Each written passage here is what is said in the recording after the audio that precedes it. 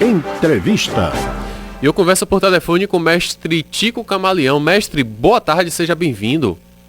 Olá, boa tarde, Samuel. Que maravilha. Tá me ouvindo bem? Perfeitamente, mestre, perfeitamente. Maravilha. Mestre, maravilha. Dia 3, que é domingo, é o dia do capoeirista. E eu queria saber do senhor o seguinte, né? Há quanto tempo o senhor está envolvido, né, com a capoeira e como é que foi o seu primeiro contato com ela? Pronto.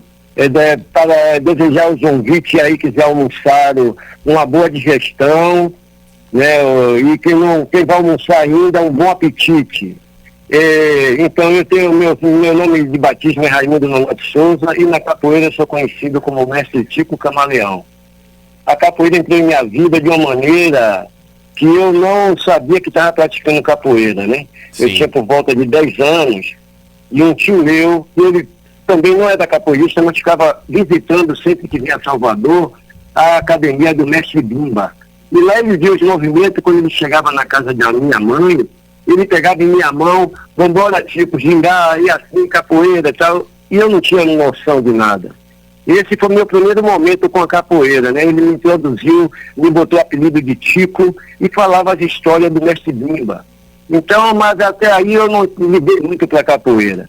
Logo em seguida, já mais na pré-adolescência, a gente ficava brincando de futebol no terreno vazio que tinha do lado da minha casa. Sim. Enquanto o dono da bola não chegava, a gente ficava brincando de dar rasteira e tal, mas é aquela coisa, cada um usava o que sabia na capoeira. Sim, A partir de 1987, aí eu ingresso na capoeira com uma consciência da minha total ignorância da nossa cultura e passo a estudar capoeira e praticar no Nordeste de Amaralina com o mestre Bozó Preto na Associação de Capoeira Regional da Bahia.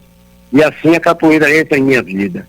Perfeito. Ô mestre, você começou falando do seu nome de batismo, né, como você é registrado, e falou do nome, né, do batismo que recebeu aí na capoeira de Tico Camaleão. Só para o nosso ouvinte que acaba não entendendo exatamente como é que isso funciona, por que ao ser batizado na capoeira, o homem, a mulher, ele acaba recebendo um outro nome, digamos assim? Sim. É importante esclarecer para quem não está no universo da capoeira. Então, olha, apelido não é necessariamente obrigatório. Sim. Né? Mas isso tem a ver com um momento histórico, quando a capoeira era proibida.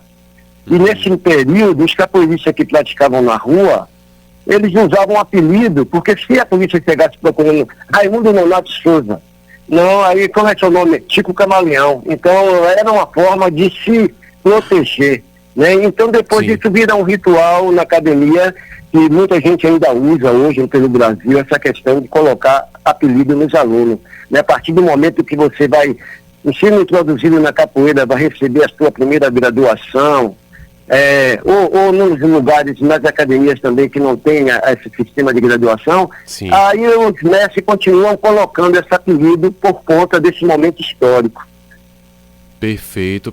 O senhor falou de graduação na capoeira, a questão da graduação é por cores de cordas, não é isso, mestre? Também. A capoeira é complexa e como que diz assim, ela tem uma complexidade muito grande de formas de se manifestar com a capoeira, né?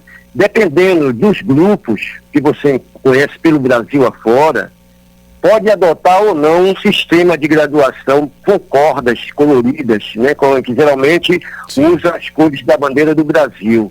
Mas tem outros grupos que não necessariamente usam corda. No caso da capoeira regional da Bahia, o mestre Bimba usava lenços, era 4 cores de lenço e uma medalha no dia que o aluno ia entrar pela primeira vez para jogar com o som do berimbau, que eles chamavam os formados. Né? Aí foi um sistema de graduação. Aqui teve um mestre na Bahia também, um baiano chamado Carlos Sena, que criou a capoeira estilizada e foi o primeiro homem a introduzir esse sistema de graduação, que eram as fitas coloridas. Perfeito. Né? Daí até hoje no Brasil tem vários grupos que usam cores diferentes de acordo com a história do grupo.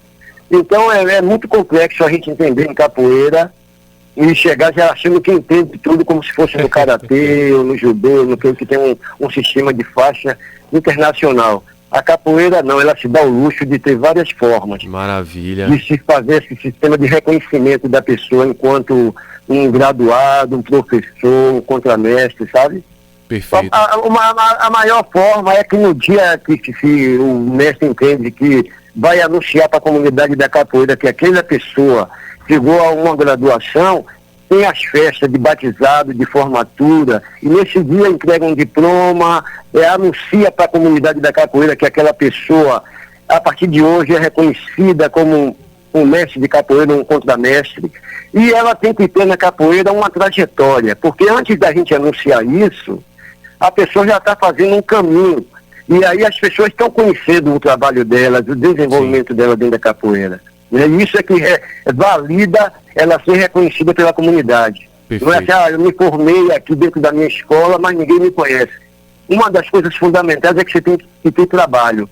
A comunidade ele reconhece e depois a gente anuncia isso. Perfeito. É mais ou menos por aí. Maravilha, maravilha. Mestre, é o seguinte, o senhor desenvolveu, né, o método da capoeira do intuitivo. Que método é esse e o que foi que te inspirou a desenvolver esse método? Eu acho essa pergunta muito bacana, porque a capoeira, a gente tem informações históricas, assim, com documentos, a gente consegue até 1920, né? Até aí você tem, depois disso você tem algumas gravuras, né, que indicam alguma coisa da capoeira. Mas todos esses capoeiristas ancestrais que viveram antes disso, morreram no anonimato, né? Mas eles deixaram esse legado e nós estamos dando continuidade. Então, teve várias fases que a capoeira começa a partir de 1920 para 30, essa coisa de organizar por causa da proibição. Né? Tem a proibição e aí o que acontece?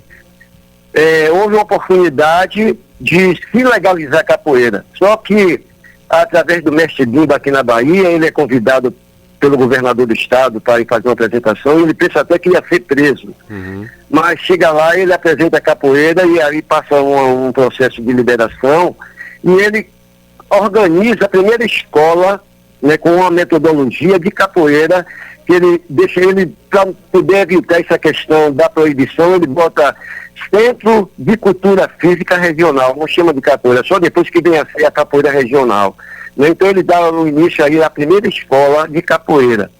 Depois aí disso também o mestre Pastinha, com muita sabedoria, ele começa também a falar da capoeira mais primitiva, chamada de capoeira Angola, né? Então a gente tem essas vertentes e elas foram influenciadas pelo momento político que nós estávamos passando, né, de repressão, de tudo. Sempre que há um momento político, a capoeira ela sobrevive porque tem uma grande capacidade de adaptação.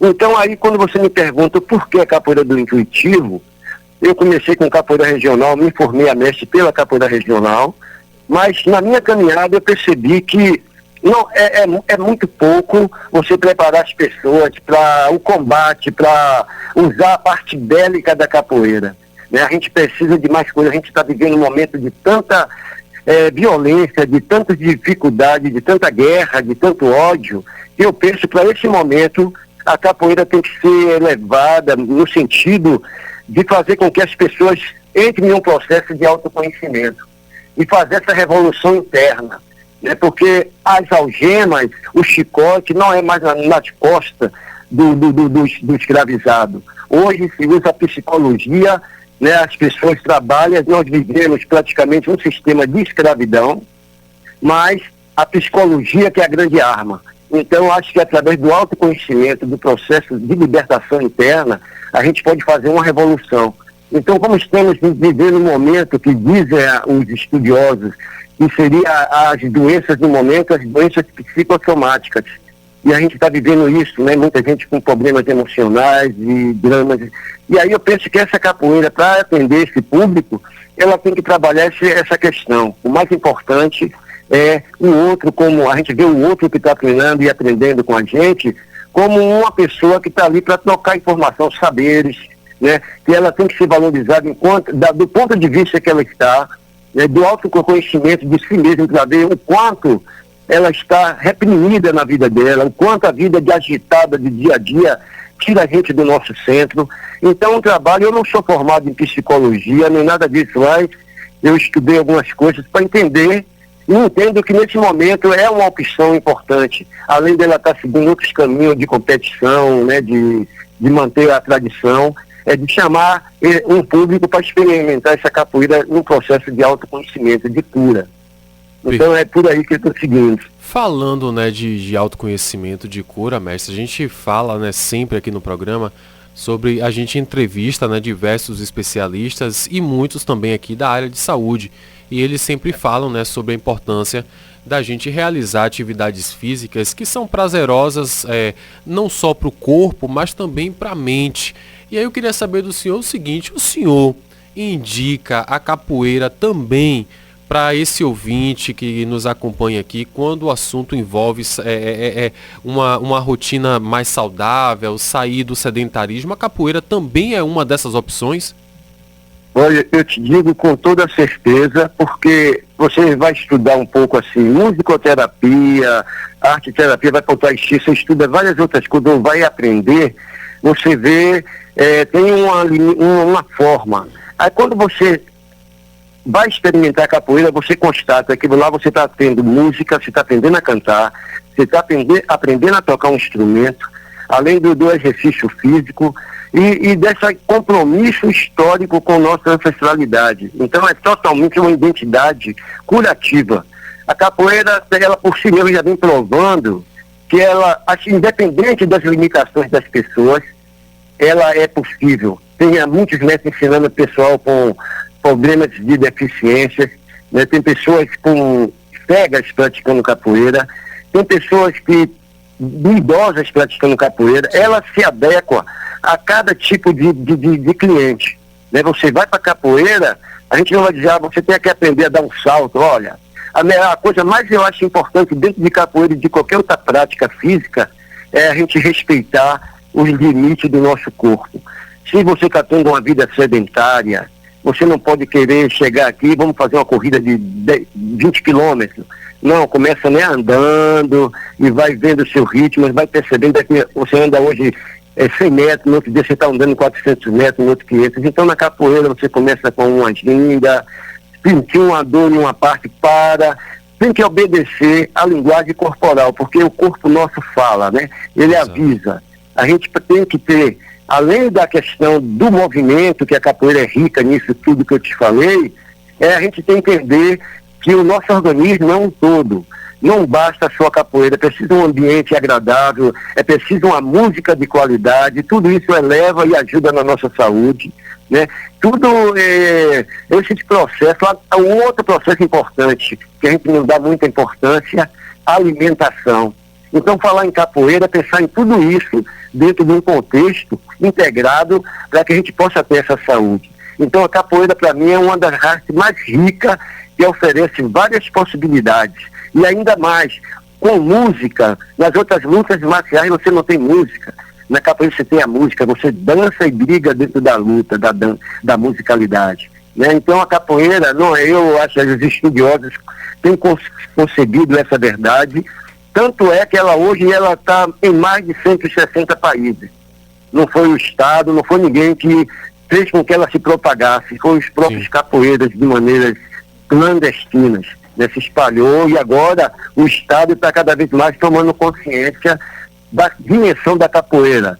A capoeira representa o Brasil também, ensinando a língua do português para esse povo. Todo mundo que pratica capoeira pelo mundo aprendeu a falar português. Fala português, nós ensinamos as músicas, a nossa fala toda é em português. Então, os gringos, os estrangeiros em geral, estão aprendendo a nossa língua. Então, a gente está contribuindo para essa, né, expansão da língua portuguesa. Perfeito. Mestre, deixa uma mensagem para o capoeirista, né, que está acompanhando a sua entrevista, para o nosso ouvinte, né, de modo geral. Dia 3 é o dia do capoeirista. O senhor, né, tem propriedade para poder falar. Eu acabei não citando aqui, mas o senhor já recebeu prêmios importantes aí, como o Berimbau de Ouro, o Notório Saber. Deixa uma mensagem para esse ouvinte com relação ao dia do capoeirista, que é no próximo dia 3. Pronto. Ó, meu querido, eu digo que a capoeira está aí, nós brasileiros todos, independente de ter consciência ou não, todos os brasileiros, devido à nossa mixigenação, traz essa semente da capoeira. Nós todos somos capoeiras, independente de ter entrado ou não em uma roda.